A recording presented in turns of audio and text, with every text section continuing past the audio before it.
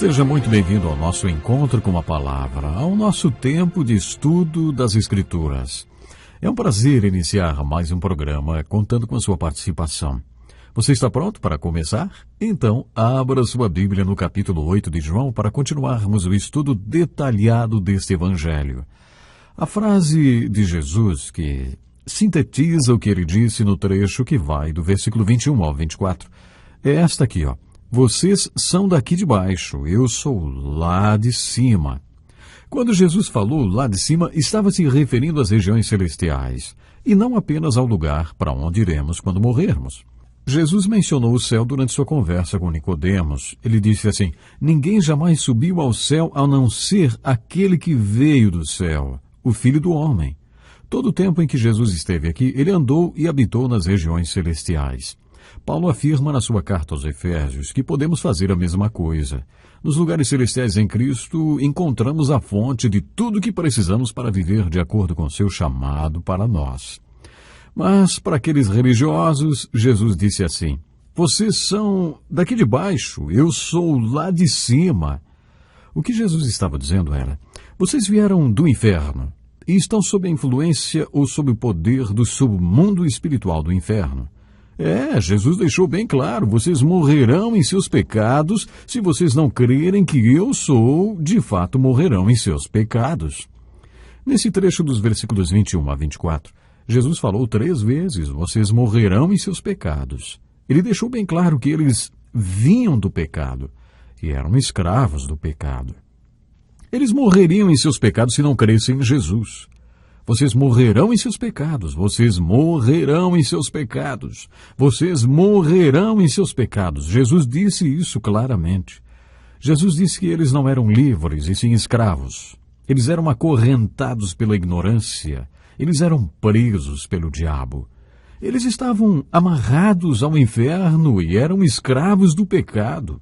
E se não crescem em Jesus e não fossem libertos de tudo isto, estariam mortos em seus pecados.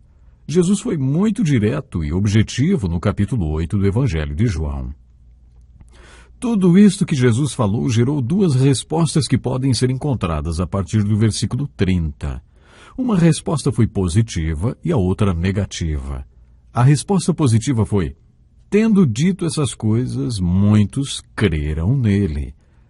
Disse Jesus aos judeus que haviam crido nele: se vocês permanecerem firmes na minha palavra, verdadeiramente serão meus discípulos, e conhecerão a verdade, e a verdade os libertará.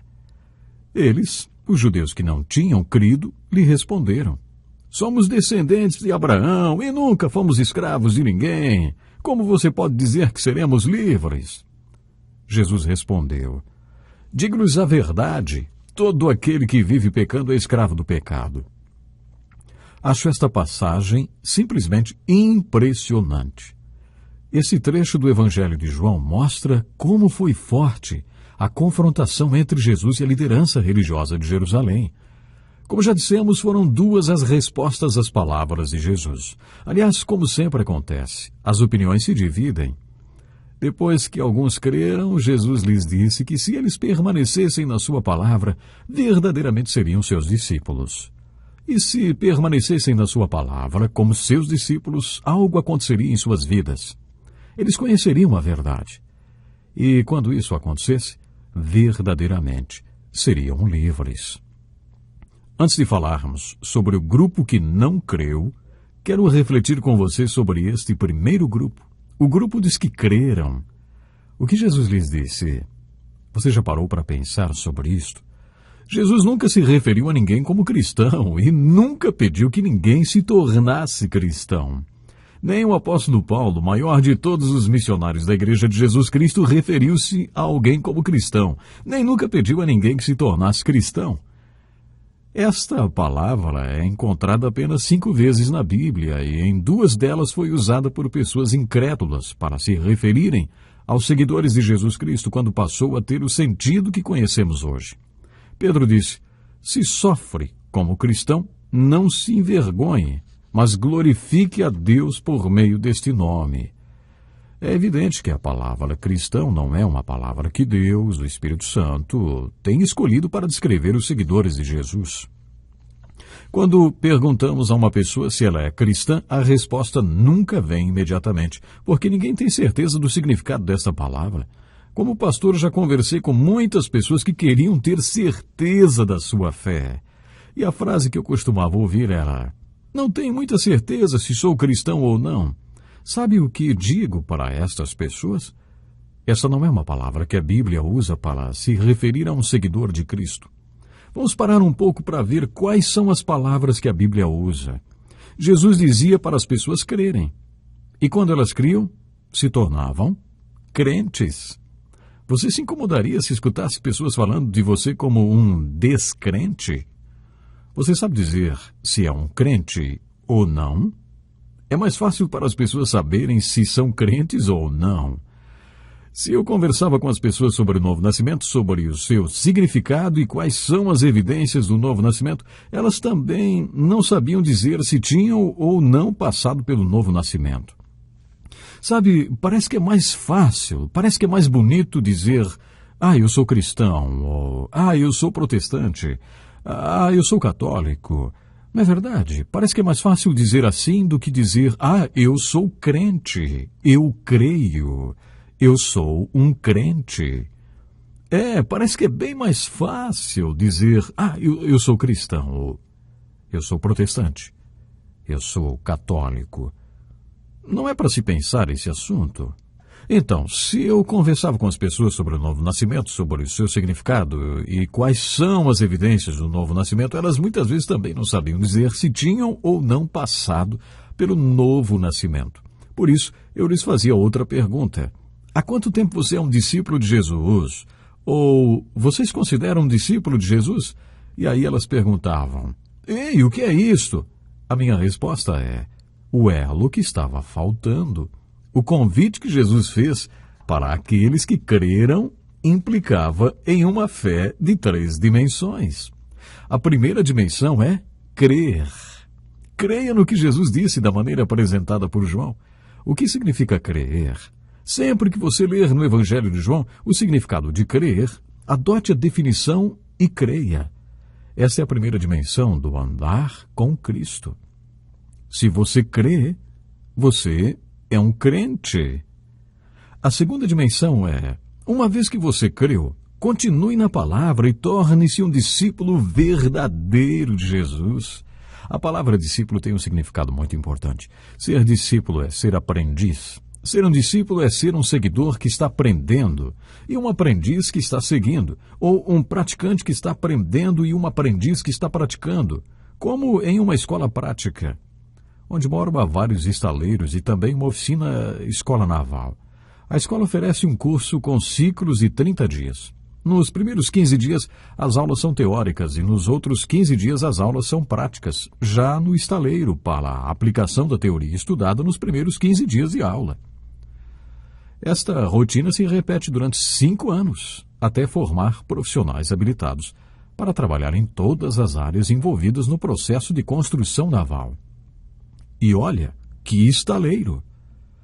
Esse é um exemplo claro do que é ser discípulo, sabe? Sigam-me e eu vos farei. Isto é o discipulado. Jesus disse que a primeira fase é crer. A segunda fase é discipulado. Jesus não falou quanto tempo leva para passarmos da fase 2 para a fase 3. Ele disse apenas que uma é consequência da outra. Jesus disse: e conhecerão a verdade, e a verdade vos libertará. Quando Jesus disse isto, alguns responderam: somos descendentes de Abraão e nunca fomos escravos de ninguém. Como você pode dizer que seremos livres? Bom, de acordo com Jesus, um escravo não consegue libertar outro. Ele disse: se o Filho os libertar, vocês de fato serão livres. O que Jesus estava dizendo era: venha para a palavra, fique firme, se você realmente crê nela. Se você continuar na palavra como um crente e um discípulo, um dia poderá ter uma experiência que vai além das páginas sagradas.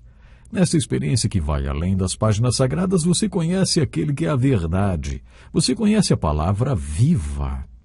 Quando Jesus diz para permanecermos na sua palavra, ele não estava falando de uma posição intelectual nem teológica. Ele estava se referindo a conhecer por experiência própria aquele que é a verdade.